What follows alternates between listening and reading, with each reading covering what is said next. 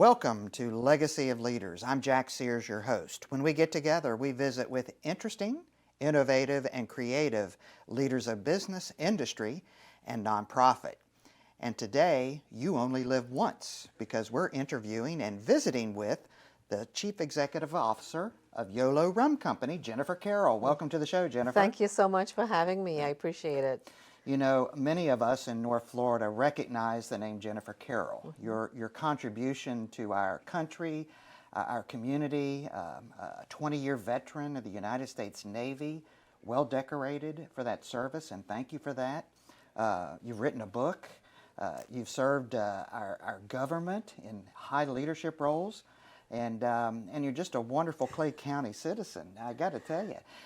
But yet your path has you doing something very unique and interesting. It does, it does. Tell us about Yolo Rum. YOLO, Y-O-L-O, you only live once is the acronym, yes. And Yolo Rum is a gluten-free and sugar-free rum. We have two rum products, Yolo Gold, which is minimum age 10 years, and a 2-year blend, the Yolo Silver.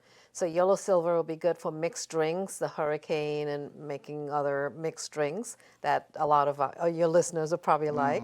And the Yolo Gold is good, versatile to some whiskey drinks as well. You could drink it on the rocks. You can make a good, and anything whiskey or rum drinks you can make with the Yolo Gold. So we're very proud of that because particularly now in the holiday season, people are interested in having some libation, but they're also concerned about their health and would this interfere with their diet. But since it's gluten-free and sugar-free, you can enjoy without the guilty complex. You say that with a great smile. Yes. And I'm smiling too because we did sample the product to make sure it was appropriate. Was it good? It was very good, very good. And as one who enjoys whiskey, I can see exactly what you're saying with the gold product. So, you know, given your legacy of leadership to our country and state and community, how did you end up doing this kind of leadership role?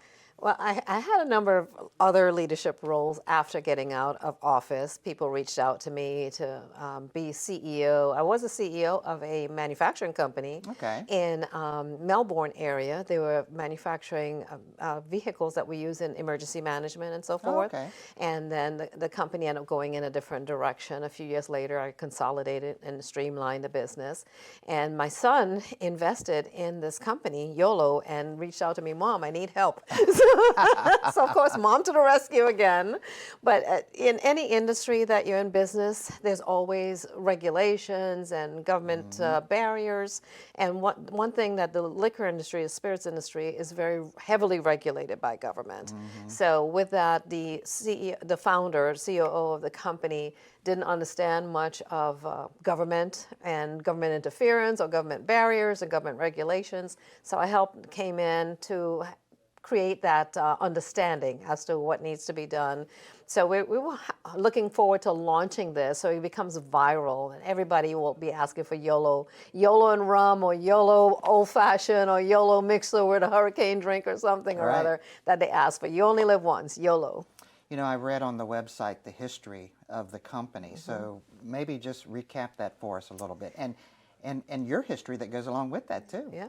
Well, the company started in 2012, and we were about to do a good launch, and COVID hit. So that restricted a lot of tasting and opportunity. So after COVID, it was coming out again as if we're starting from anew. But we've won 34 international awards, which speaks volumes for the quality product that we have, and particularly the attractiveness with the millennials who are looking for something that's gluten-free and sugar-free. They love that. We're also conscious of the environment because we have a reuse of our sugarcane product at our plant that it's turned into a biofuel. So as the product is made, we also turn it and make it into a conscious need for our environment and turn it into biofuel. And product is made in Panama. And the maker of the formula is Don Pancho Fernandez, who used to create rum for Castro and fled to Panama. So he's one of those persons that sought it to make a number of products. But in his words, he said, this is a standard that all rum ought to be made by. I remember seeing that on your website, and it is good rum. Thanks. As one that I've tasted. Thinking about leadership and thinking about your role with the company, if you were giving advice to someone who was taking on a new leadership role as a chief executive officer for a company, what advice would you give to them to be successful? The first thing is to know the company. Get understanding of the company, what it's all about. Then understand the challenges, because everything comes with challenge. Whether you're in politics or being a mom and dad or just going to work on a daily basis, there are challenges. And how would you overcome those challenges? And do you have the wherewithal to do so and the bandwidth to do so?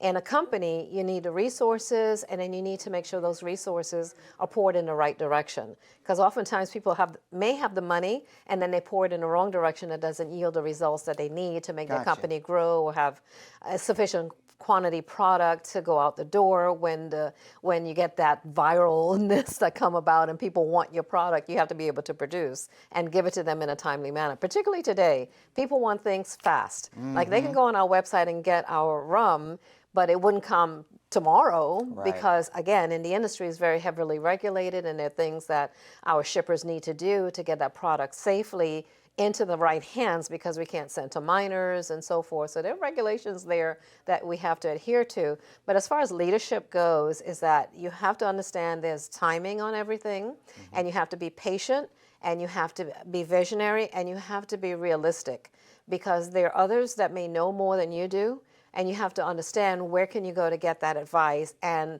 be receptive to the advice. Because oftentimes we think we know it all, but we don't know it all, because there are others that have more experience or may have a different view and opinion as to what can make your product better or what can make your company better.